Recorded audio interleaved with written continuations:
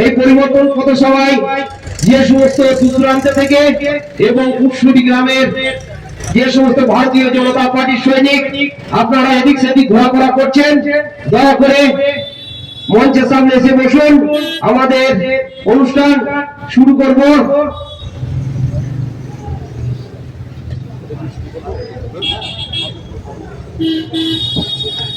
প্রত্যেককে বলছি একবার জোর করে বলুন, ভারত মাতা কি, ভারত মাতা কি, বিজেপি জিন্দাবাদ, বিজেপি জিন্দাবাদ, নরেন্দ্র মোদী জিন্দাবাদ, নরেন্দ্র মোদী জিন্দাবাদ। পূর্বস্থল উত্তর বিধানসভার 1 নম্বর মন্ডলের সভাপতি মাননীয় গৌতম হালদার জিন্দাবাদ, বিজেপি জিন্দাবাদ। আপনারা সামনে এসে বসুন। আমাদের কর্মসূচি আজকের পরিবর্তন পথসভা শুরু করছি। সকলকে অনুরোধ করব আপনারা সামনে এসে বসবেন এবং দূর দূরান্ত থেকে যারা এসছেন অযথা এদিক সেদিক ঘোরাফেরা করবেন না। দয়া করে রাস্তাটা ফাঁকা রাখবেন যাতে কোনো অসুবিধা না হয়। আমি সবার প্রথম সকলের প্রিয় 1 নম্বর মন্ডলের মন্ডল সভাপতি মাননীয় গৌতম হালদার মহাশয়কে ওনার স্বাগত ভাষণ দেওয়ার জন্য অনুরোধ করছি।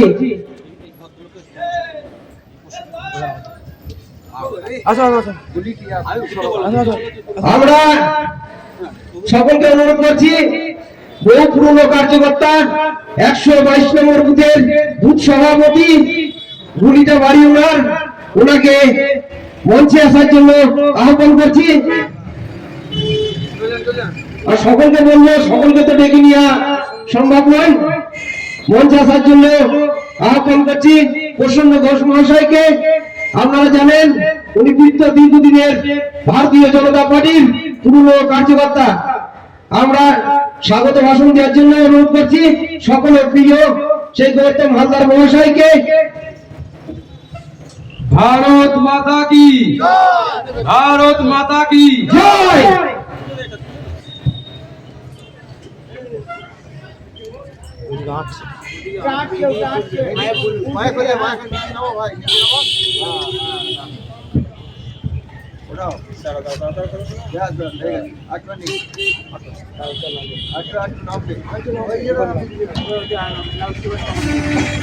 हेलो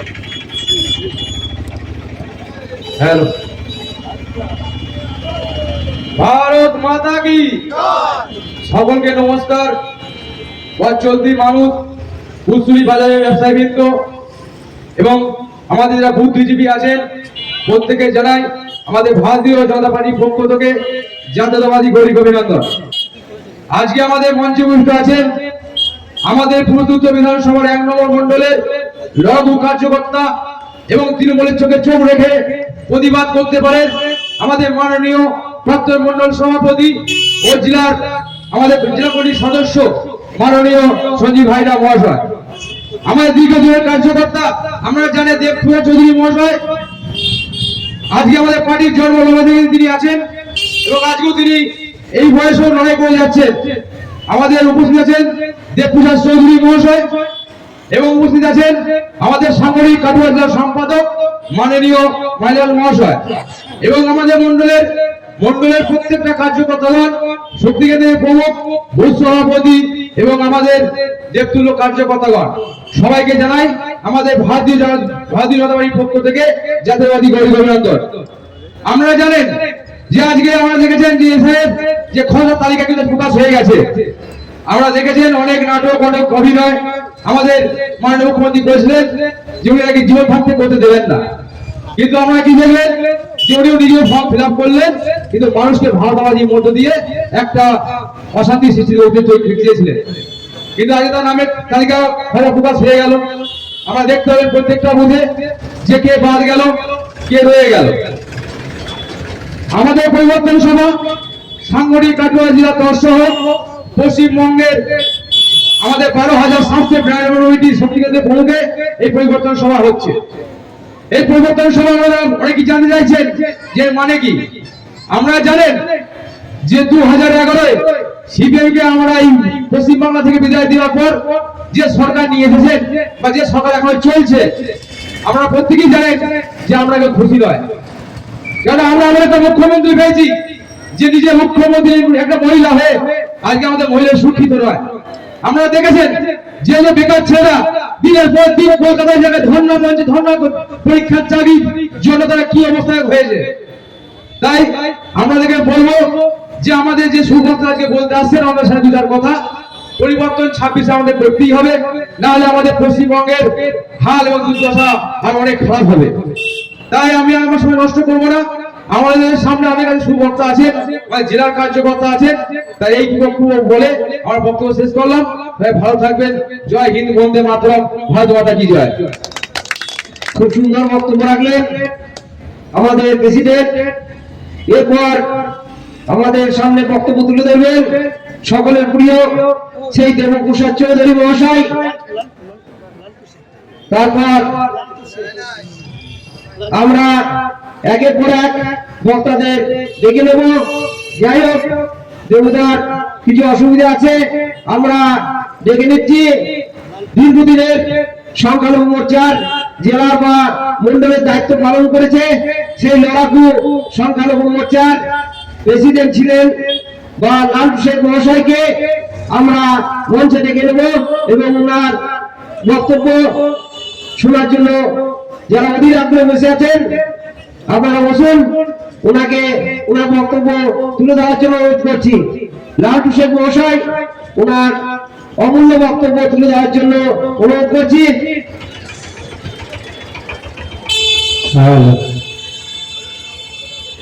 বন্ধুগণ, আজকে এই পরিবর্তন যে পথসভা, সেই পথসভার সঞ্চালক মঞ্চে উপস্থিত আছেন এই মণ্ডলের প্রাক্তন সভাপতি, জেলা কমিটির সদস্য সঞ্জীব হাজরা মহাশয়। মঞ্চে উপস্থিত আছেন এই এলাকার অখণ্ড গোলকের জেলার বিভিন্ন সময় বিভিন্ন দায়িত্ব পালন করে এসছেন সেই দেবীপ্রসাদ চৌধুরী মহাশয়। মঞ্চে উপস্থিত আছেন জেলার আর এক সম্পাদক মানিক দা এবং এই মণ্ডলের সভাপতি এবং এখানকার বুথ সভাপতি। সন্ধ্যাকালীন যে এই পথসভা, এই পথসভার প্রয়োজন কেন হলো, আমি খুব সংক্ষেপে দু চার কথা বলবো। পশ্চিমবাংলায় যে একটা আমরা আবহাওয়া দেখছি, কিসের পরিবর্তন আবহাওয়া দেখছি, আমরা কয়েকদিন ধরে দেখছি পশ্চিমবাংলার মুখ্যমন্ত্রী মমতা ব্যানার্জি কি বলেছিলেন যে এসআর হতে দেবো না। এসআর মানে কি, এটা হচ্ছে বাংলা ইংরেজিতে বলেছে, আর এর পুরো কথা হচ্ছে স্পেশাল ইলেকশন ডিভিশন, যাতে বাংলায় বলা হয় নিবিড় ভোটার লিস্ট সংশোধন। এই ভোটার লিস্ট সংশোধনের প্রয়োজনীয়তা কেন হলো? আমাদের ভারতবর্ষের প্রধানমন্ত্রী নরেন্দ্র দামোদর দাস মোদী এবং ভারতের স্বরাষ্ট্রমন্ত্রী অমিত শাহজি সারা ভারতের জনগণনা করে দেখলেন যে পশ্চিমবাংলা ছাড়া ভারতবর্ষে যত জনসংখ্যা আছে তার থেকে ভোটার সংখ্যা বেশি আছে। এই ভোটার সংখ্যা বেশি থাকার জন্য আজকে এই পশ্চিমবাংলায় এসে, শুধু পশ্চিমবাংলায় নয় সারা ভারতবর্ষ জুড়ে 12টা রাজ্যে এসিআর হচ্ছে। এখানে সেই জন্য এসিআর প্রয়োজনীয়তা হয়েছে। এই যে ভোটার সংখ্যা বেশি, এই ভোটার সংখ্যা মধ্যে তারা কারা? এখানে মধ্যে আছে তারা বাংলাদেশি, রোহিঙ্গা এবং বিভিন্ন পাকিস্তান থেকে, আফগানিস্তান থেকে আসা এই ভারতবর্ষে যারা বসবাস করছে তাদের নাম আছে। পশ্চিমবাংলায় এটা এসআর নামে কি দেখলাম, মমতা ব্যানার্জি বারবার বলছিল যে এসআর হতে দেবো না। তো তারপরে আমরা কি দেখলাম, তিনি এসে হতে দেবো না বলে শান্ত থাকে নেই, পরস্পর তিনি তার প্রশাসনিক ভাবে কেন্দ্রকে নির্বাচন কমিশনকে সাহায্য করতে লাগলো, অফিসার দিয়ে তার প্রশাসনিক ব্যবস্থা দিয়ে এই এসআর করার জন্য সহযোগিতা করতে লাগলো। আর আমরা কি দেখলাম, তারপরে দেখলাম বাংলার মুখ্যমন্ত্রী রাস্তায় নামলো যে এসআর হতে দেবো না, এসআর যদি হয় তাহলে আমার বুকের উপর দিয়ে যেতে হবে। একদিকে বলছে এসআর হোক, সমস্ত কিছু দিয়ে সাহায্য করছে, আর একদিকে বলছে এসআর হতে দেবো না, এই দ্বিচারিতা করছে। এটা এই বুদ্ধিজীবী গণতন্ত্র প্রিয় মানুষকে আজকে বুঝতে হবে যে এই এসআর এর প্রয়োজনীয়তা কেন ছিল বা কেন হয়েছে। এই এসআর করতে গিয়ে আমরা আর কি দেখতে পেলাম, আমি আজকে মোবাইল খুলে দেখতে পেলাম আমার কাছে একটা মেসেজ এসছে, বাবার বয়স 67, ছেলের বয়স 53। আমি আশ্চর্য হয়ে যাই, বাবা ছেলের বয়সের ডিফারেন্স হচ্ছে 10 বছর, আর তার স্ত্রীর বয়স 43। তিনিও কখন বাবা হলেন আর কখন ছেলে হলেন।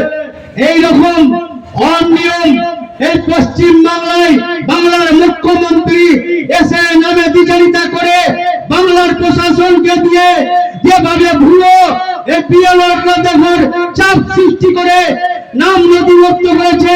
আপনারা দেখতে পাবেন 2-1 দিনের মধ্যে যে 58,000 বাদ গেছে, আজকে তার খসড়া লিস্ট বেরিয়েছে।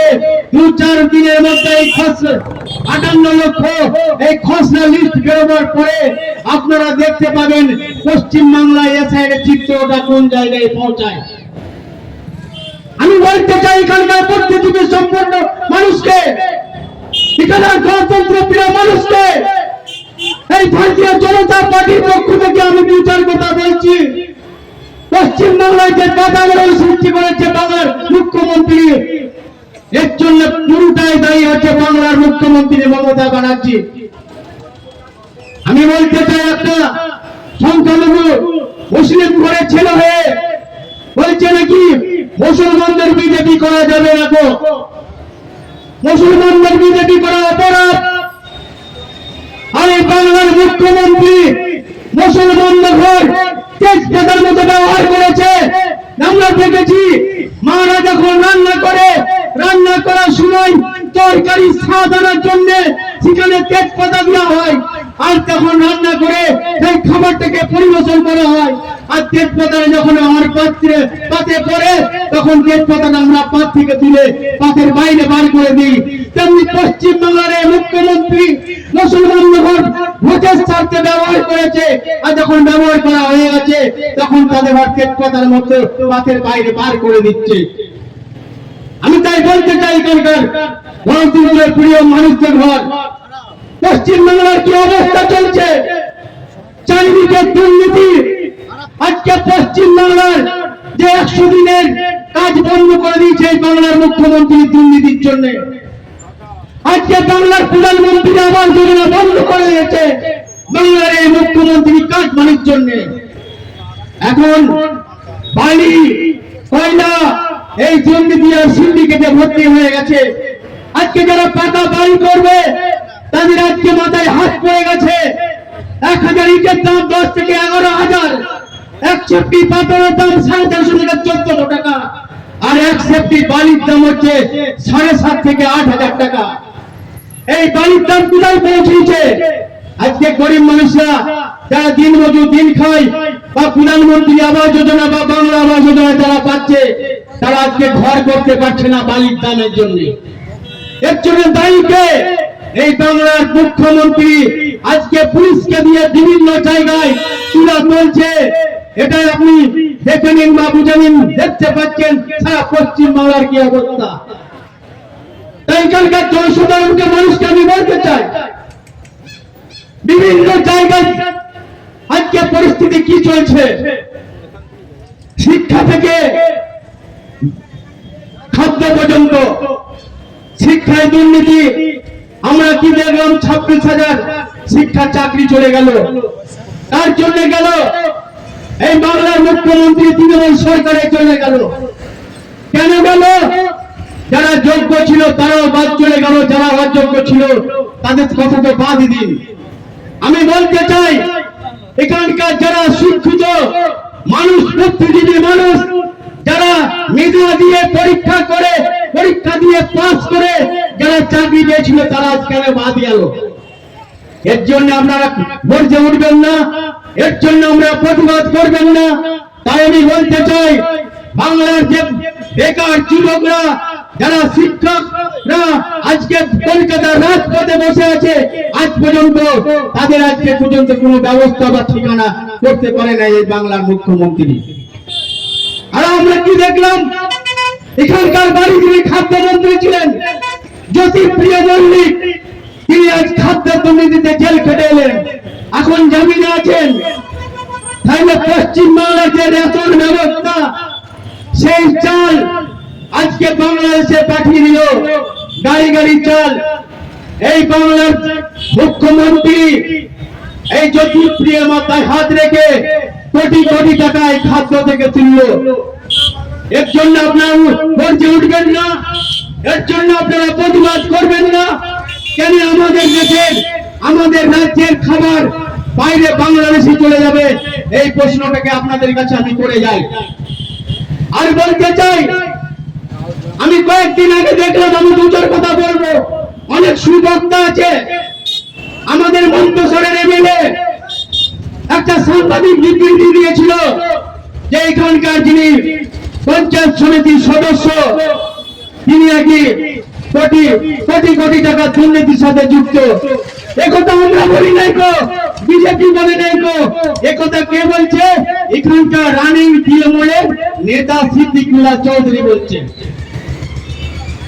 আর এখানকার আহমদ শেখ তিনি কি বলছেন? মেমোরি 2 এর যিনি সভানেত্রী হয়েছেন, তিনার কাছে 40 লক্ষ টাকা দিয়েছে সিদ্দিকুল্লাহ চৌধুরী। একথা আমরা বলি নাই গো, একথা এই পঞ্চায়েত সমিতির সভাপতি বলছেন এমএলএর বিরুদ্ধে। এখানকার ডিএম, এসপি সমস্তর কাছে পেপার দিয়েছেন। আমরা চাই এর তদন্ত হোক, এর তদন্ত দাবি করছি আমরা এই মঞ্চ থেকে। প্রকৃতিকে দোষী, সেই দোষীর সাজা পাক। আর একটা কথা আমি বলতে চাই, এখানকার জনসাধারণ মানুষ জানতে চাইছে। আমাকে কয়েকদিন আগে মন্ডল গ্রাম আমাকে প্রশ্ন করছিল, মন্তেশ্বরে প্রশ্ন করছিল, এখানে যখন মুকুল রায় রেল মন্ত্রী ছিলেন তখন মেমারি থেকে ডায়াট পর্যন্ত একটা রেল প্রকল্প তিনি শিলান্যাস করেছিলেন। সেই রেল প্রকল্পটা ঘোষণা হয়ে আছে, সেই রেল প্রকল্পের জন্য 5,000 কোটি টাকা এসে পড়ে রয়েছে, কিন্তু এখানকার রাজ্য সরকার এখনো পর্যন্ত কোনো জমির ব্যবস্থা করে দিতে পারে নাই। এর জন্য আপনারা লড়বেন না তো? এর জন্য আপনারা প্রতিবাদ করবেন না? এই প্রশ্নগুলো আপনাদের সামনে আমি রেখে যেতে চাই। আর কি দেখলাম আজকে পশ্চিম বাংলার যে অবস্থা, আজকে আমার যে মেয়েটা, যে আমার ছেলেটা যে সুরক্ষিত থাকবে সেটা আমরা ভরসা করতে পারছি না।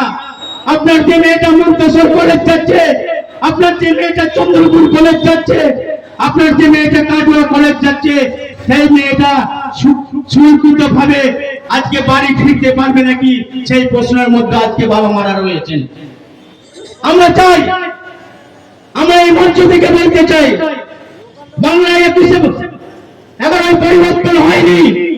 আমরা 2026-এ আসল পরিবর্তন আনতে চাই বাংলায়। মোদীজির হাত ধরে এবং অমিত শাহজির হাত ধরে বাংলায় পরিবর্তন অবশ্যই হবে, এটা আপনারা আশা রাখুন। আর যেসব মুসলিম ভাইরা এখনো ভাবছেন যে বিজেপি করবো কি কিনা, আমি দীর্ঘদিন বিজেপি করি। বিজেপি কি জিনিস এখনো তৃণমূল কেন বিজেপির অনেক নেতারাই জানেন। এখন ওয়েট করুন, সবেমাত্র ডিসেম্বর চলছে, জানুয়ারি থেকে বুঝতে পারবেন পশ্চিম বাংলার কি হাল চলবে। শুধু মুখ্যমন্ত্রী হাফ হাফ করছে, আর মুখ্যমন্ত্রী ভাইপো এর মধ্যে বিদেশে চলে গেছেন। তাই আমি বক্তব্য দীর্ঘস্থায়িত করবো না, তো বিভিন্ন বক্তা আছে। তাই আগামী দিনের বাংলায় আসল পরিবর্তন আনতে এবং বুদ্ধিজীবীদের সেই আহ্বান জানিয়ে আমি আমার সংক্ষিপ্ত বক্তব্য শেষ করছি।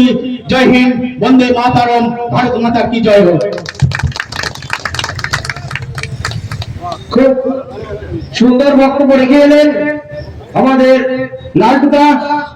এরপর আমি মঞ্চে ডেকে নেব বা ওনার বক্তব্য শুনবো। আপনারা জানেন জেলা কমিটির সম্পাদক সকলের প্রিয় সেই মানিকলাল সাহা মহাশয়কে ওনার অমূল্য বক্তব্য তুলে ধরার জন্য অনুরোধ করছি।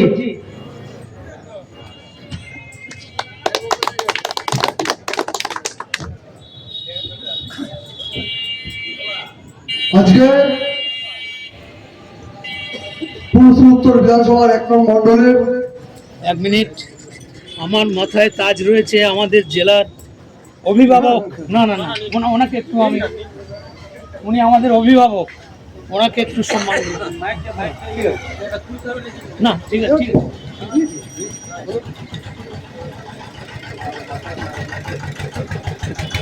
পুরুষ উত্তর বিধানসভার 5 নং মন্ডল 1 নং মন্ডলের পুরসুরি বাজারে যে সান্ধ্যকালীন পথসভা, উক্ত পথসভা উপস্থিত আছেন 1 নং মন্ডলের সম্মানীয় সভাপতি ভাই গৌতম হালদার মহাশয়, উপস্থিত আছেন এই পুরসুরির লড়াকু নেতা এই মন্ডলের প্রাক্তন সভাপতি সম্মানীয় সঞ্জীব হাজরা মহাশয়, উপস্থিত আছেন সহ সভাপতি সম্মানীয় দেবপ্রসাদ রায় চৌধুরী মহাশয়, এই মন্ডলের 2 সাধারণ সম্পাদক দ্বয় কবির মল্লিক, উজ্জ্বল ঘোষ, উৎপল ঘোষ, এই বুথের বুথ সভাপতি এবং ভারতীয় জনতা পার্টির বিভিন্ন স্থানের কার্যকর্তাগণ। আজকে যে পথসভা তার নাম হচ্ছে পরিবর্তন সভা। কি পরিবর্তন? আমার এই মাইকের আওয়াজ যতটুকু শুনছেন, যারা সামনে শুনছেন, সকলের কাছে এই শব্দটা কিন্তু নতুন নয়। আমাদের সকলের ভোটে পশ্চিমবঙ্গে 34 বছরের অপশাসন, একটা জগত্তর পাথরের মতো আঁকড়ে থাকা রাজনীতি দল সিপিএম, তার থেকে আপনাদের সকলের গণতান্ত্রিক ভোটের মাধ্যমেই 2011 সালে পরিবর্তন এসেছিল বাংলায়। মা মাটি সরকারকে আমরা এনেছিলাম, তার নাম তৃণমূল। আজকে বিজেপি এই সরকারের পরিবর্তন চাইছে, কিন্তু কেন চাইছে? তার কারণ আজকে আমার আপনার সন্তান যে পড়াশোনা করছে, আগামী দিনে যে ভবিষ্যৎ তাদের যে চাকরি বাকরি, সেখানে চুরি, তার পরিবর্তন। আগে কয়লা যে খনিজ সম্পদ চুরি হয়ে যাচ্ছে, বাইরে রাতে চলে যাচ্ছে, বাইরে থেকে চলে যাচ্ছে, বিভিন্ন মাফিয়ার হাতে চলে যাচ্ছে, তার পরিবর্তন। আমার আপনার ঘরের মেয়ে পড়াশোনা করতে গিয়ে কলেজে যাচ্ছে, স্কুলে যাচ্ছে, সে সুস্থ হয়ে বাড়িতে ফিরছে না, রাস্তাঘাটে ধর্ষণ হয়ে যাচ্ছে, তার পরিবর্তন। আজ বিভিন্ন জায়গায় পুলিশি যে অত্যাচার, সাধারণ মানুষের উপর যে অত্যাচার, বিভিন্ন লরি বাস যেখান থেকে তারা টাকা তুলছে নবান্ন পাড়াতে দিদিমণিকে, তার পরিবর্তন। সারা বাংলার যে অবক্ষয়, নারী পুরুষ সমস্ত ক্ষেত্রে যে আজকে চুরিতে ভরে গেছে, সেই তার পরিবর্তনের জন্য আজকে বিজেপি পথে নেমেছে যে 2026-এ পরিবর্তন করতে হবে। সেই উপলক্ষে আমাদের পরিবর্তন সভা। আমার পূর্ববর্তী বক্তারা বলেছে যে বর্তমানে তৃণমূল সরকার চলছে, এ রাজ্যের মুখ্যমন্ত্রী উনি অনেক শ্রী দিয়েছে, সব থেকে বড় শ্রী মিথ্যাশ্রী, সেটা উনি একমাত্র নিজে সে পুরস্কারের প্রাপক। কিছুদিন আগে উনি বললেন এই বাংলা আমরা এসআইআর হতে দেবো না, যদি এসআইআর হয় আমার বুকের উপর দিয়ে হবে। কিন্তু আমরা কি দেখলাম? এসআইআর হয়ে আজকে তার খসড়া তালিকা প্রকাশ হয়েছে। এসআইআর শুধু এই রাজ্য নয়, ভারতবর্ষের 12টি রাজ্যে হচ্ছে, কিন্তু কোন কোন রাজ্যে হচ্ছে সারা বাংলার মানুষ তথা দেশের মানুষ কেউ জানে না কোন কোন রাজ্যে বর্তমানে এসআইআর হচ্ছে। কিন্তু বাংলায় এসআইআর হচ্ছে, এটা সারা দেশের মানুষ জানে। কিন্তু কেন? কারণ এসআইআর মাধ্যমে কি হবে? আপনার বুথে বা আপনার পাড়ার বা আপনার অঞ্চলে যারা মৃত ভোটার, যারা শিফটেড ভোটার, যারা এই এলাকা থেকে দীর্ঘদিন আগে বিক্রি বাট্টা করে অন্য কোথাও চলে গেছে, সেখানে ভোটার কার্ডে তাদের নাম উঠে গেছে, সেই সমস্ত ভোটারদের চিহ্নিতকরণ করে তাদের বাদ দেওয়ার প্রক্রিয়া খুব সাধারণ প্রক্রিয়া। কিন্তু এটাকে এমন ভাবে এমন রূপে নিয়ে গেছে যে মনে হচ্ছে এসআই জীবনে প্রথম পশ্চিমবাংলায় হচ্ছে। আমরা এসআইয়ের মাধ্যমে কি দেখলাম? কিছু ভুতুরে ভোটার অর্থাৎ তারা ভোটার লিস্টে আছে কিন্তু 20-22 বছর আগে তারা মারা গেছে, শুধু ভোটের দিন বেঁচে ওঠে আর নিজের বুথে সে ভোট দিয়ে যায়। এই ভোটারের মাধ্যমে এই বাংলার মুখ্যমন্ত্রী নির্বাচিত হয়েছে। এই ভোটারদের মাধ্যমে আপনার আমার গণতন্ত্রের ভোট লুট করা হচ্ছে। আমাদের ভারতীয় জনতা পার্টির পরিষ্কার একটা কথা, কি কথা? আপনার গণতন্ত্রের ভোট আপনি নিজে দেবেন, আপনার ভোট কোনো ভূত দেবে না, আপনার ভোট কোনো অপরিচিত লোক এসে আপনার বুথে দিতে পারবে না। এটা কি অন্যায়? আমি আপনাদের প্রশ্ন রাখছি।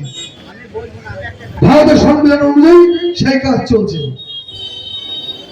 কিন্তু আমাদের দিদিমণি তার শুধু বিরোধিতা করা অভ্যাস।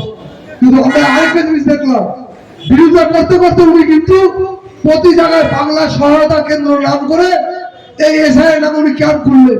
কি উদ্দেশ্যে করলেন? কারণ মৃত ভোটার, শিফটেড ভোটার এবং চলে যাওয়া ভোটারদের বাদ দেওয়ার পরেও কিছু ভোটার আছে। তারা কারা? তারা 2002 নাম নেই, তাদের পূর্ব পরিচয় কিছু নেই, কিন্তু পশ্চিমবাংলার ভোটার কার্ড, আধার কার্ড বানিয়ে তারা পশ্চিমবাংলা হয়ে আমাদের এই রাজ্যের ভবিষ্যৎ নির্ধারণ করছেন। তারা কারা? তারা বাংলাদেশ পাকিস্তান থেকে আসা জিহাদিরা, বাংলাদেশ পাকিস্তান থেকে আসা রোহিঙ্গারা, মায়ানমার থেকে আসা রোহিঙ্গারা। তার রাতের অন্ধকারে বর্ডার টপকে আমার আপনার যে রেগুলেশন ব্যবস্থা, আপনার আমার যে খাদ্য সুরক্ষা, আমার আপনার যে স্বাস্থ্য চিকিৎসার যে ব্যবস্থা, সমস্ত কিছু তারা ভাগ করাচ্ছে। আর তাদের যে দিদিমণি আজকে চিন্তিত। আজকে আমি আপনি হাসপাতালে যাচ্ছি, ওষুধ পাচ্ছি না। আজকে আমরা আমাদের যে ভাগে সরকারি সুযোগ সুবিধা সেগুলো পাচ্ছি না। কাদের জন্য পাচ্ছি না? এই সমস্ত ভোটারদের জন্য পাচ্ছি না। সেই কাজ নির্বাচন কমিশনের নির্দেশে ভারতের সংবিধান মেনে ভারতবর্ষের পশ্চিমবাংলা রাজ্যে চলছে। কিন্তু দিদিমণি জ্বালা উঠে গেছে, কারণ আমরা 18 পঞ্চায়েত দেখেছি। আমার আপনার পঞ্চায়েতের ভোট যেটা আমরা দেব, সেটা বাইরের থেকে লোক এসে সেই ভোট লুট করেছে। কারণ এই দিদিমণি লুট ছাড়া, চুরি ছাড়া গণতান্ত্রিক প্রক্রিয়া তুমি বিশ্বাস রাখেন না, তাই ওনার এত চিন্তা।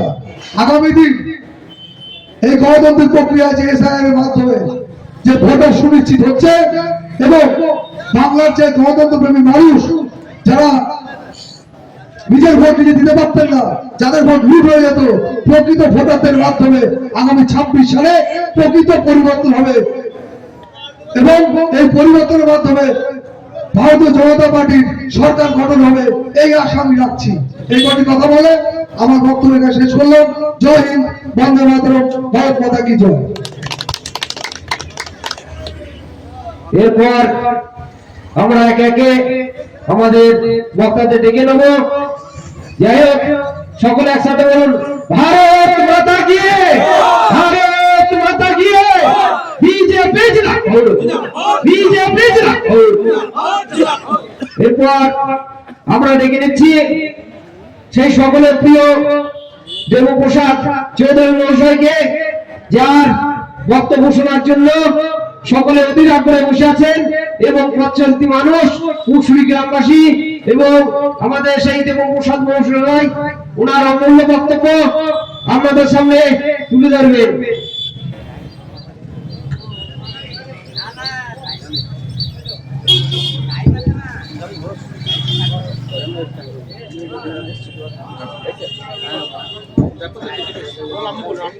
মাননীয় আজ ভারতীয় জনতা পার্টির উদ্যোগে পূর্বস্থলী উত্তর বিধানসভার অন্তর্গত 1 নম্বর মণ্ডলের অধীনে উটসুরি গ্রামে উটসুরি বাজার সংলগ্ন ভারতীয় জনতা পার্টির কার্যালয়ের পাশে এবং এখানে বড় ঠাকুরের মন্দির, বজরংবলীর মন্দির, এই মন্দিরময় চত্বরে আজ ভারতীয় জনতা পার্টির পরিবর্তন সংকল্প সভা। পরিবর্তন সংকল্প সভার যে তাৎপর্য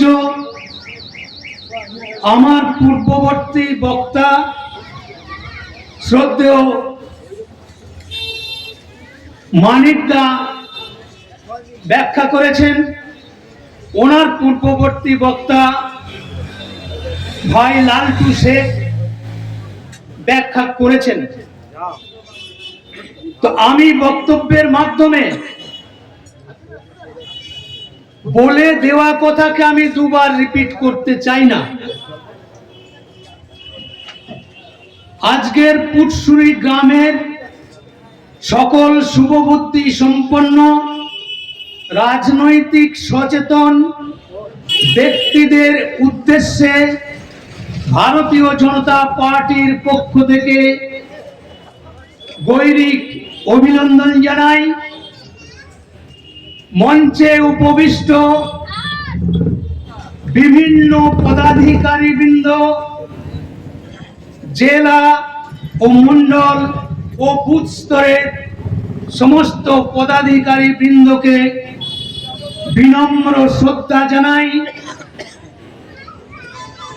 মঞ্চের সামনে উপবিষ্ট বিভিন্ন প্রান্ত থেকে আগত ভারতীয় জনতা পার্টির যোদ্ধা, বুথ সভাপতি, তাদের সকলকেই দেবতুল্য কার্যকর্তাকে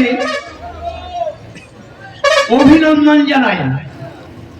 তৎসহ পুটসুরি বাজারে বিভিন্ন সামগ্রীর ব্যবসায়িক ব্যস্ততার মধ্যে দিন চলছে, সেই ব্যবসায়ী বৃন্দের সকল সদস্যদেরকে বিনম্র শ্রদ্ধা জানাই। বিভিন্ন প্রান্ত থেকে আগত ক্রেতা মণ্ডলী, সেই ক্রেতা মণ্ডলীকেও শুভেচ্ছা জানাই ও যান্ত্রিক যোগাযোগ মাধ্যমে আমার কণ্ঠস্বর যত দূর পর্যন্ত পৌঁছাচ্ছে এতদ অঞ্চলে পার্শ্ববর্তী বাড়ির কর্তব্যরতা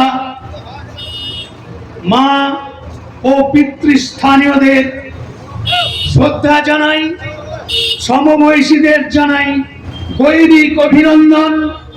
আমার থেকে বয়সে ছোট তাদের জানাই স্নেহের আন্তরিক ভালোবাসা। শিশির, একটু জলের ব্যবস্থা করে, জল জল জল।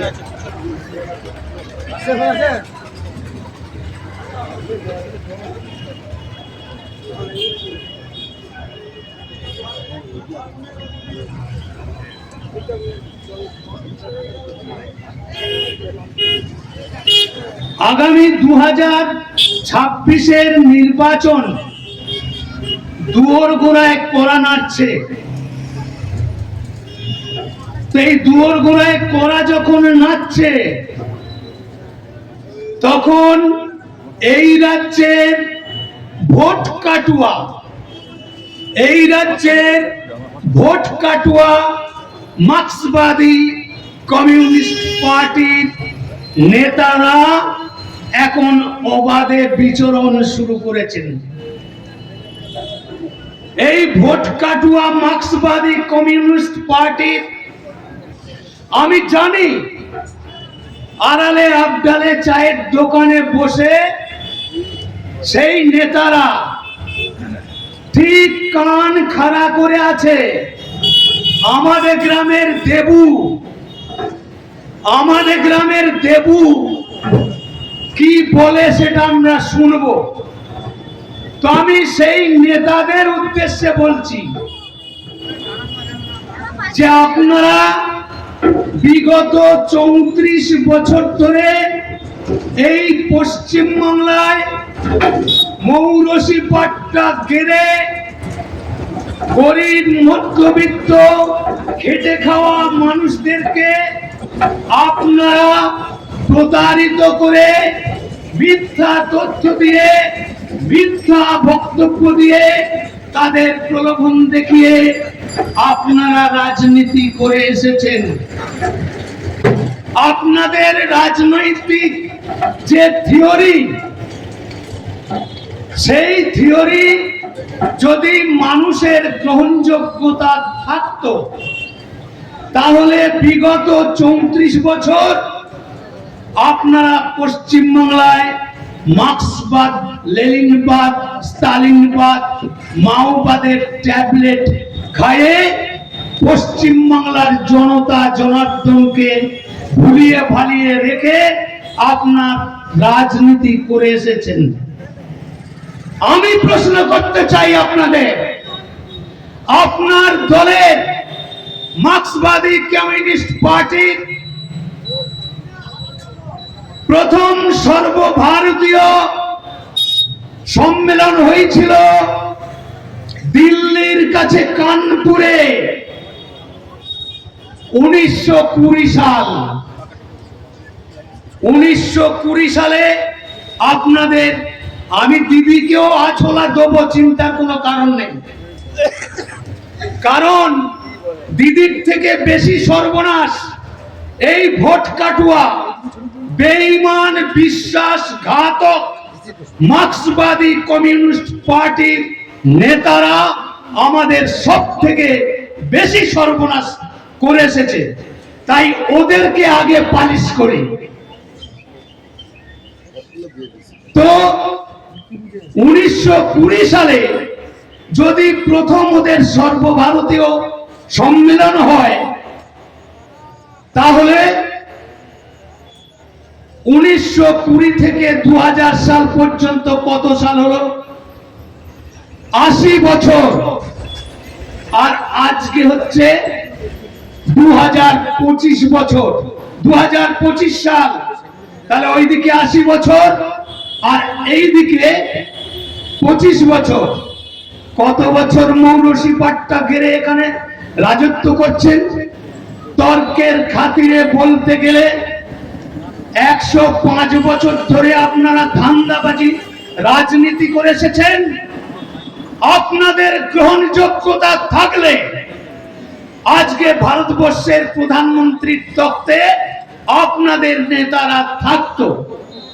কেন থাকেনি জানেন? আপনাদের ইডিওলজি থাকতে দেয় না। আপনাদের ইডিওলজি কি? অ্যাসিহিলেশন, ডিস্ট্রয়েড। তার মানে হলো খতম করে দেওয়ার রাজনীতি। যে মার্ক্সিজমের জন্ম রাশিয়া, সেই রাশিয়া খান খান হয়ে গেছে, অতীতের বহু রাজনীতিবিদ জানে। কম্বোডিয়া,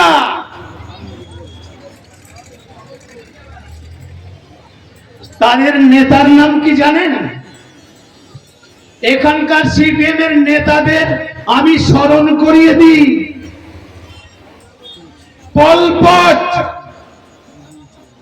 আজকের যুব সমাজ, আজকের অনেক রাজনীতিবিদ এইসব তথ্য জানে না। কার কাছে শুনেছে? কে বলবে এইসব তত্ত্ব কথা? এইসব আন্তর্জাতিক স্তরের যে রাজনৈতিক প্রেক্ষাপট, সে সম্বন্ধে আলাপ আলোচনা বক্তব্য রাখতে গেলে বুকের পাটা চাই। যে পল পট লক্ষ লক্ষ নরখাদক, সেই পল পটকে কিন্তু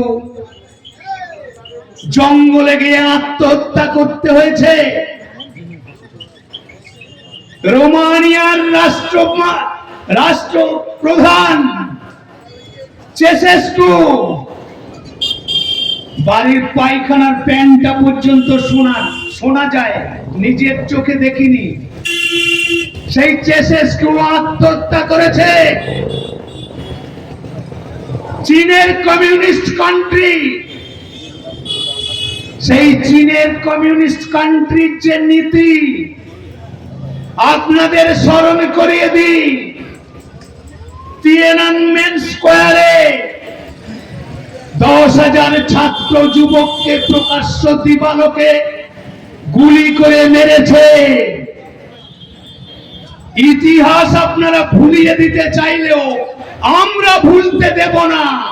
আমরা খুঁচিয়ে ঘা করে স্মরণ করে মানুষকে জানিয়ে দেব।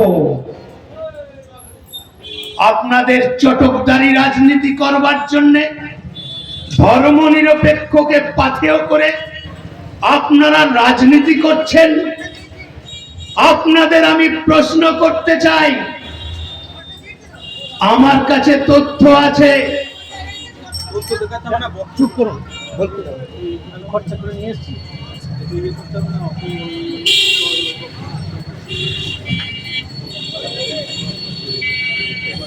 এই যে আমি খরচ করে গুগল সার্চ করে ওদের কুকীর্তির কাহিনী আমি সংগ্রহ করে নিয়ে এসেছি।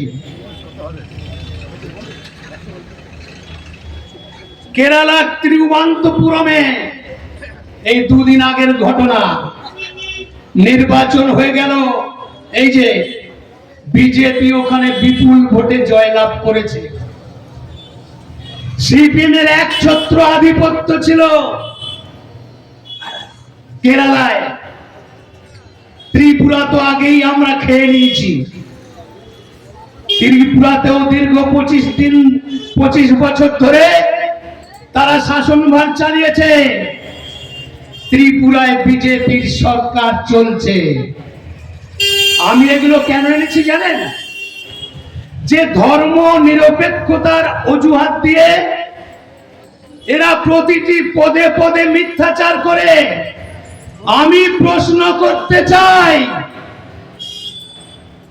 যে চীনে মুসলিম সমাজের মানুষদেরকে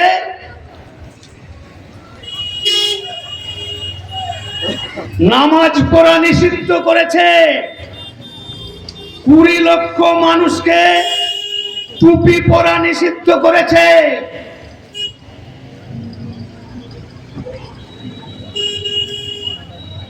বেশি ওই ঝুলওয়ালা পাঞ্জাবি আর হিজাব পরা, টুপি এসব নিষিদ্ধ করেছে। আমার বামপন্থী নেতাদের কাছে প্রশ্ন, এই দেখুন, চীনের প্রধানমন্ত্রী, চীনের রাষ্ট্রপতি, আমি বলিনি, আমি তথ্য সংগ্রহ করে কথা বলছি। কি লেখা আছে? দেশ থেকে ইসলামকে মুছে দিতে বদ্ধপরিকর সিপিএম পিতৃতুল্য কমিউনিস্ট চীন। 16 বছরের কম বয়সে কেউ মসজিদে যেতে পারবে না। মসজিদে লাউড স্পিকার বাজানো নিষিদ্ধ, আজান দেওয়া নিষিদ্ধ, নামাজ ছাড়া মসজিদে কোনো ধর্মীয় আলোচনা, শিক্ষা ইত্যাদি নিষিদ্ধ। দাড়ি, টুপি, বোরখা, হিজাব নিষিদ্ধ।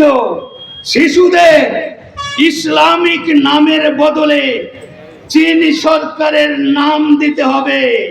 সমস্ত মসজিদে জাতীয় পতাকা তোলা বাধ্যতামূলক।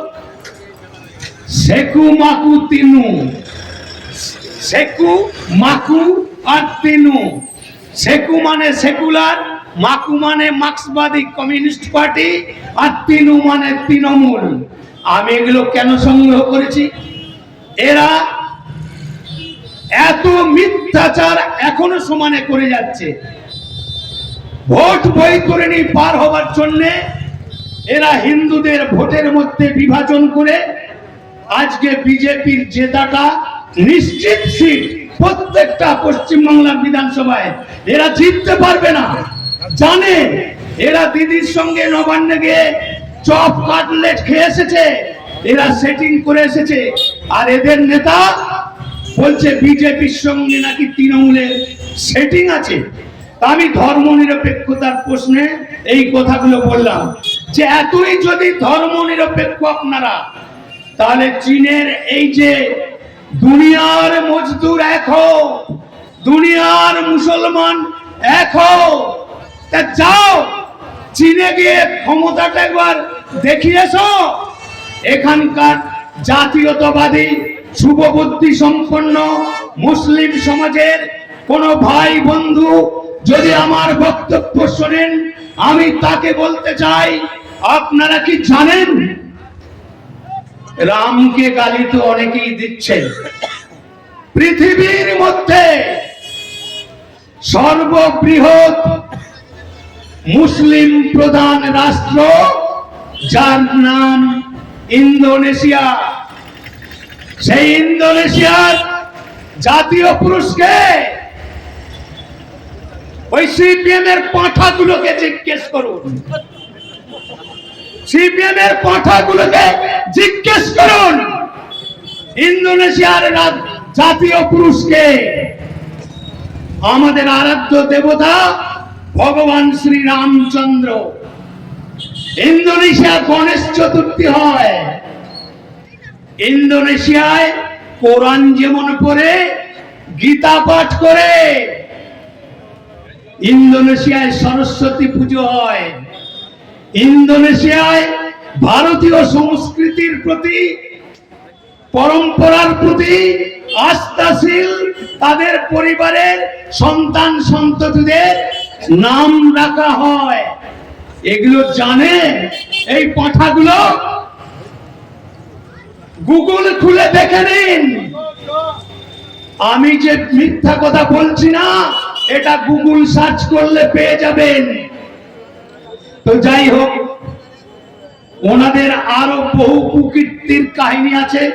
আমার পরেও আমাদের জেলার আরেকজন নেতা এসছেন, আমাদের বিধান ঘোষ আছেন, আমাদের সঞ্জীব হাজরা আছেন।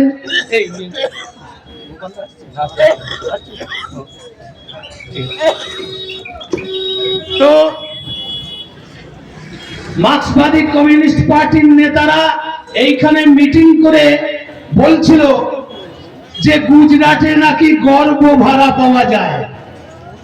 এখানকার সিপিএম এর নেতা, আমি ওইখানে বসে বসে শুনছিলাম, এত কুরুচিপূর্ণ মন্তব্য, গুজরাটে নাকি গর্ব ভাড়া পাওয়া যায়। আমি সেই নেতাকে প্রশ্ন করছি, লাহোরের নাচলে আপনাদেরই নেত্রী ইলা মিত্রকে মনে পড়ে? চেনেন ইলা মিত্রকে? যে ইলা মিত্রকে পাকিস্তানের জেলে, তিনি একজন মার্ক্সবাদী কমিউনিস্ট পার্টির নেত্রী। সেই ইলা মিত্র কমিউনিজম ফলাতে গিয়েছিল, পাকিস্তানের সেনাবাহিনী, পুলিশ বাহিনী তাকে অ্যারেস্ট করে জেলের মধ্যে নিয়ে গিয়ে মধ্যযুগীয় বর্বরতার দৃষ্টান্ত স্থাপন করেছে। সেই ইলা মিত্রকে রাত্রি 12টার সময় উক্ত থানার কনস্টেবলদেরকে অর্ডার করলেন, 4টে গরম সিদ্ধ ডিম নিয়ে এসো। ফুটন্ত গরম সিদ্ধ ডিম নিয়ে এসে ইলা মিত্র যৌনাঙ্গের ভিতরে তার হাত পা চেপে ধরে বন্দুকের বাঁট দিয়ে ইলা মিত্র উপরে এই যে পৈশাচিক নরপিশাচের মতো আচরণ করে তাকে মেরে ফেলবার কাহিনী। অনেক সিপিএম এর নেতাকে আমি প্রশ্ন করেছিলেন, চেনেন ইলা মিত্রকে? উত্তর দিতে পারেনি। এই জন্য আমি এই সমস্ত তথ্যগুলো তুলে ধরছি। সময় পেলে তো আমি আপনাদের গোষ্ঠী উদ্ধার আমি করে দিয়ে যেতাম, আমার পরে আরো বক্তা আছে, তাই তাদেরকেও সুযোগ দিতে হবে। আমি এবার আমাদের নয়নের মণি মাননীয়া মুখ্যমন্ত্রী সম্বন্ধে দু চার কথা যদি না বলি, এই সিপিএম এর নেতারা বলবে দেবুদার এক পেশে বক্তব্য রেখে গেল। তা আমি দিদিকে একটু পালিশ করি। দিদি, ও দিদি, আপনার ছেলেরা আমার কণ্ঠস্বর পাঠিয়ে দেবে। আর তাছাড়া আমি তো সোশ্যাল মিডিয়ায় আমার ইউটিউব চ্যানেল আছে দুটো, ডি ইন্ডিয়া শর্টস আর ডি ইন্ডিয়া বিগ ভিডিও। আর আমার প্রোফাইল খুলে দেখে নেবেন। এখানকার ওই নেতা আমার বক্তব্য শোনার পরে কমেন্টে লেখে, ওই যে বলেছিল যে গুজরাটে গর্ভবতী ভাড়া পাওয়া যায়, সে বলছে যে তুমি এখানে পুরসুরি পঞ্চায়েতে 3 জন বিজেপির সদস্য জিতেছে, এই মিথ্যা কথা কেন বলছো? আমাকে প্রশ্ন করেছে। ও এইরকম ভাবে খোঁচা মারতে থাকে। ও পুলিশের হাতে এমন মার খেয়েছে, এমন মার খেয়েছে, এখানে মারতে মারতে ওকে সিধে করে নিয়ে গেল থানায় 2018 সালের পঞ্চায়েত নির্বাচনে। তারপরেও এই আঁশকাটা কথা বলার স্বভাবের যাবে না। তুই জানিস আমাদের কটা পঞ্চায়েতের সদস্য নির্বাচিত হয়েছে? আগে খোঁজ নে, তারপরে প্রশ্ন করবি, তারপরে কমেন্টে লিখবি। আমাদের 3টে সদস্যই নির্বাচিত হয়েছে। এখানে বামুনপাড়া পঞ্চায়েতের নির্বাচিত সদস্য এখানে বসে রয়েছে, আরেকজন সদস্য আসার কথা ছিল, আসেনি। তো যাই হোক, এই নোংরামির রাজনীতি এরা করে আসছে। তো দিদির দলের নেতাদের একটু বলি যে আপনার দিদি এখন পাগল হয়ে গেছে। ওনার দৈনন্দিন এই যে এসআইআর প্রক্রিয়া চালু হবার পরে দিদির চোখের ঘুম চলে গেছে। কেন জানেন? দিদির চোখের ঘুম এই কারণে চলে গেছে, এই যে এসআইআর প্রক্রিয়া, আগে তো উনি সেই মঞ্চের উপরে উঠে সেই পাগলু ড্যান্সের মতো ড্যান্স করতে করতে মাইক্রোফোন নিয়ে একবার এ মাথা থেকে ও মাথা ছুটোছুটি করে বলছেন এসআইআর করতে হলে আমার বুকের ওপর দিয়ে করতে হবে। আর ওনার ভাইপো এক কাঠি সরেশ, তিনি আবার বলছেন 10 লক্ষ লোক নিয়ে গিয়ে আমি নির্বাচন কমিশনারের অফিস ঘেরাও করব। তো আমার প্রশ্ন, এসআইআর তো হলো, এসআইআর হচ্ছে, ইতিমধ্যেই এসআইআর যে আধিকারিকরা রিপোর্ট দিয়েছেন, আজ পর্যন্ত 59 লক্ষ ভোটারের নাম বাতিল হয়েছে। তো তৃণমূলের নেতাদের বলতে চাই, আপনারা ক্যালকুলেটর খুলুন। 59 লক্ষ ভোটার বাদ যাওয়ার পরেও আরো 1.5 লক্ষ নাম বাদ যাবে, সেই প্রক্রিয়া চলছে। 1.5 কোটি নাম বাদ দেব, ভোটার বাদ দেওয়ার প্রক্রিয়া চলছে। আমি এই জন্য ক্যালকুলেটর বার করতে বললাম যে 59 লক্ষ যদি বাদ চলে যায়, মানে 2025 সালের যে ভোটার লিস্ট, যারা 2018 সাল, 2023 সাল, 2021 সাল, 2024 সাল আর এই 2025 সাল পর্যন্ত ভোট দিচ্ছে, এর মধ্যে 59 লক্ষ অলরেডি খাতায় কলমে বাদ হয়ে গেছে। আমার প্রশ্ন হচ্ছে, এই 59 লক্ষকে পশ্চিমবাংলার 294টা বিধানসভা দিয়ে ভাগ করুন, কত দাঁড়াবে? এক একটা বিধানসভা পিছু প্রায় 20,000 ভোটার বাদ যাবে, বাদ গিয়েছে। 20,000 ভোটার অলরেডি বাদ গিয়েছে। ওই যে আমাদের শ্রদ্ধেয় দাদা বললেন না, এসআইআর এর মাধ্যমে যে নোংরা খেলাটা হয়েছে, বাবার বয়স 67 বছর আর তার ছেলের বছর হচ্ছে 57 বছর, বইয়ের বছর 43 বছর। এই যে প্রক্রিয়া, এই যে ভুতুরে ভোট, এই ভুতুরে ভোটের মাধ্যমে আজকে এরা ভোট বৈতরণী পার হচ্ছে। আমি এইটা এই জন্য তুললাম, মমতা বন্দ্যোপাধ্যায় 2021 সালের বিধানসভা নির্বাচনে নন্দীগ্রামে লড়াই করেছেন কার বিরুদ্ধে? আমাদের নয়নের মণি, হিন্দুর হৃদয় সম্রাট, পশ্চিমবঙ্গ বিধানসভার বিরোধী দলনেতা শ্রদ্ধেয় শুভেন্দু অধিকারী মহোদয়ের বিরুদ্ধে উনি দাঁড়িয়েছিলেন। ওখানে 1956 ভোটে উনি হেরেছেন। তারপরে তো সরকার গঠন করে ফেলেছেন। এইবার মুখ্যমন্ত্রী হতে হলে তো যে কোনো একটা কেন্দ্র থেকে নির্বাচনে জিতে আসতে হবে। তাই তিনি কি করলেন, ওনার পছন্দের কেন্দ্র হচ্ছে ভবানীপুর কেন্দ্র। যে ভবানীপুর কেন্দ্রকে ফিরহাদ হাকিম বলে এটা তো মিনি পাকিস্তান। তো সেই মিনি পাকিস্তানে গিয়ে দিদি নির্বাচনে অবতীর্ণ হলেন। ওখানে অবতীর্ণ হওয়ার পরে তো উনি জিতলেন। আর আমি অতীতে অনেকবার বলেছি, 2021-এ, 2024-এ, 2018-এ বিজেপি হারেনি, তার প্রত্যক্ষ প্রমাণ আজকে আমি আপনাদের কাছে দিয়ে যাচ্ছি। এই যে 59 লক্ষ নাম বাদ গেছে, আর ভবানীপুর কেন্দ্রে বাদ গেছে 44,595 জন ভোটারের নাম বাদ গেছে।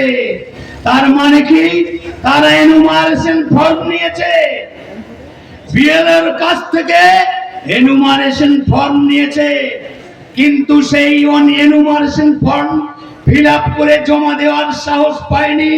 তার কারণ হচ্ছে নির্বাচন কমিশনারের যে ফতোয়া, কোন বিএলও বা কোন সরকারের প্রদত্ত BLA-2 যদি জালিয়াতি করে, যদি ধরা পড়ে, তার কমপক্ষে 7 বছরের জেল আর কয়েক লক্ষ টাকার জরিমানা হবে। এই ফতোয়া জারি করার পরে ওই রোহিঙ্গা বাংলাদেশি অনুপ্রবেশ যারা ওই মিনি পাকিস্তানে বসবাস করছিল, তারা এনুমারেশন ফর্ম নেয়ার পরে তারা ফিল আপ করে দেওয়ার সাহস পায়নি, তারা পলায়ন করেছে। পরে বিএলও গেছে, বারে বারে তাদের বাড়িতে গেছে, বাড়িতে তাদের টিকি খুঁজে পাওয়া যাচ্ছে না। এই রকম ভাবে আপনারা দূরদর্শনের মাধ্যমে দেখেছেন, সোশ্যাল মিডিয়ার মাধ্যমে দেখেছেন। আমার যে একগুচ্ছ কাগজ আছে, এই একগুচ্ছ কাগজের মধ্যেও সেই ছবি আছে। শিয়ালদা স্টেশনে লক্ষ লক্ষ বাংলাদেশি অনুপ্রবেশ, রোহিঙ্গারা পলায়ন করছে। সীমান্তবর্তী জেলার সমস্ত জায়গায় এই বাংলাদেশি অনুপ্রবেশ, রোহিঙ্গারা পলায়ন করছে। তাই দিদির এই দুধেল গাইরা চলে গেছে। সেই জন্য দিদি বলেছিলেন, আমি এনুমারেশন ফর্ম ফিল আপ সেই দিন করব যেদিন আমার সব লোক ফিল আপ করবে। আমি তৃণমূলের দাদাদের বলতে চাই, আমার লোক কারা? আমার লোক হলো দিদির এই দুধেল গাই। দিদির এই দুধেল গাইরা পলায়ন করেছে। তাই দিদি বলছে যে আমার লোকেরা নাম নথিভুক্ত না করলে আমি নাম নথিভুক্ত করব না। আরো বিস্তারিত আমার পরবর্তী বক্তা আছে, তাদের জন্য তো ছাড়তে হবে। আমি একাই যদি সব বলে দিই এটা তো ঠিক হবে না।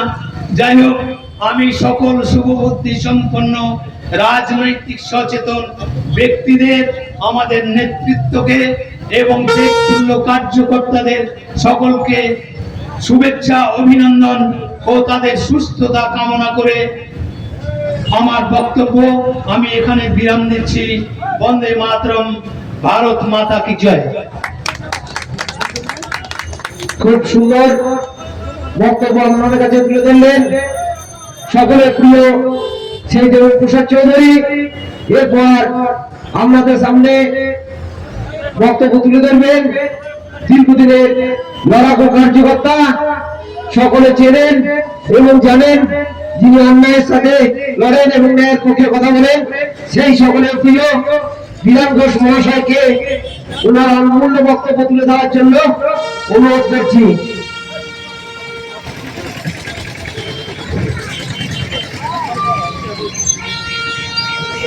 ভারতীয় জনতা পার্টির পক্ষ থেকে আজ যে পথসভা, সেই পথসভায় উপস্থিত আছেন সম্মানীয়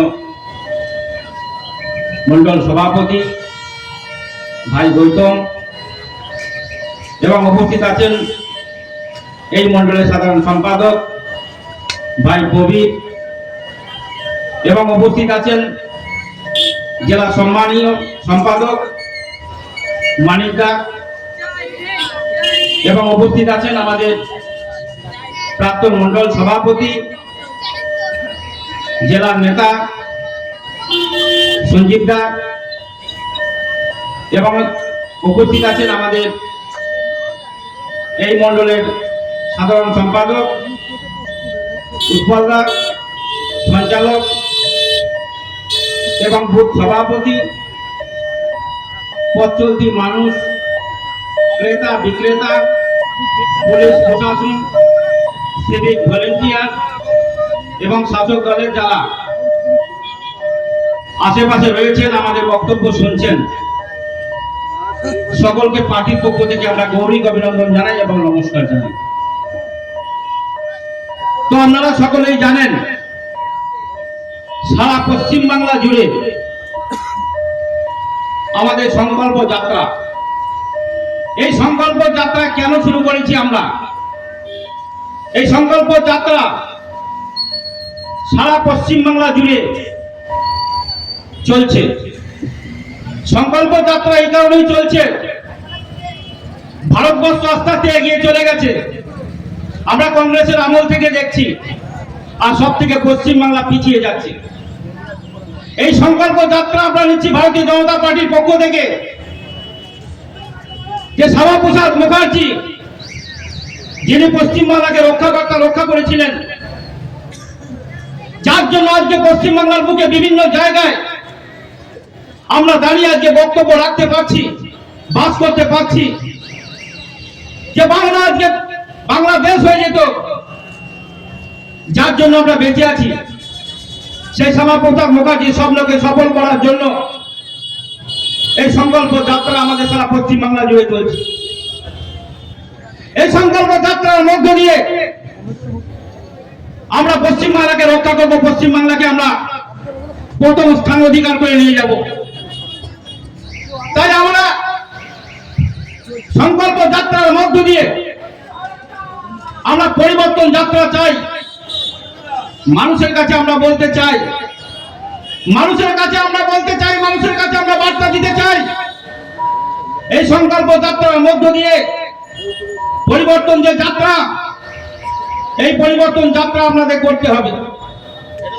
আপনারা জানেন 34 বছর ধরে সিপিএম 56,000 কলকারখানাকে যারা বন্ধ করে দিয়েছে, হাজার হাজার লাখ লাখ বেকার আজকে রাস্তায় রাস্তায় ঘুরে বেড়াচ্ছে। আমরা বড় আশা নিয়ে তৃণমূল কংগ্রেসকে ক্ষমতায় নিয়ে এসেছিলাম। মমতা ব্যানার্জির দল একদিন দাঁড়িয়ে পুষ্করি বাজারের মতো জায়গায়, বর্ধমানে বিভিন্ন জায়গায়, সারা পশ্চিম বাংলায় বিভিন্ন জায়গায় তারা আঙুল তুলে বলেছিল সিপিএম হটাও, বাংলা বাঁচাও, সিপিএম কে তাড়াও। যারা 56,000 কলকারখানাকে যারা বন্ধ করে দিয়েছে, স্বপ্ন দেখিয়েছিল মমতা ব্যানার্জি আমি এখানে কলকারখানা খুলে দেবো। আমরা কি দেখলাম? আজকে 13 বছর ক্ষমতায় থাকার পর এখন একটা কলকারখানা খোলা হলো না, কলকারখানা উল্টিয়ে বন্ধ হয়ে গেল। বেকার সমস্যার সমাধান হলো না। আজ বেকাররা হাহাকার। আমরা দেখতে পাচ্ছি আজকে চাকরি হারা কত মানুষ, শিক্ষক শিক্ষিকা অসহায় অবস্থায় তারা আজকে বাড়িতে বসে আছে। আমরা বলতে চাই যে আমরা ক্ষমতায় আসলে পরে আমরা দায়িত্বের সাথে আমরা বলছি আমরা কর্মসংস্থান আনবো, আমরা চাকরির ব্যবস্থা করব, কর্মসংস্থান পশ্চিমবাংলায় আনবো। যদি কর্মসংস্থান না হয় বাংলার কোনো উন্নয়ন হবে না। ভারতবর্ষ আজকে এগিয়ে যাচ্ছে, পশ্চিমবাংলা পিছিয়ে আসছে। তাই আজকে ডবল ইঞ্জিন সরকার পশ্চিমবাংলায় দরকার আছে। তাই আপনারা দেখুন, আজকে উত্তরপ্রদেশের পরে তাকিয়ে দেখুন, আজকে ত্রিপুরা পরে তাকিয়ে দেখুন, আজকে আসাম পরে তাকিয়ে দেখুন, আজকে বিহার পরে তাকিয়ে দেখুন, আজকে মহারাষ্ট্র গুজরাট পরে তাকিয়ে দেখুন, আজকে রাজস্থান পরে তাকিয়ে দেখুন।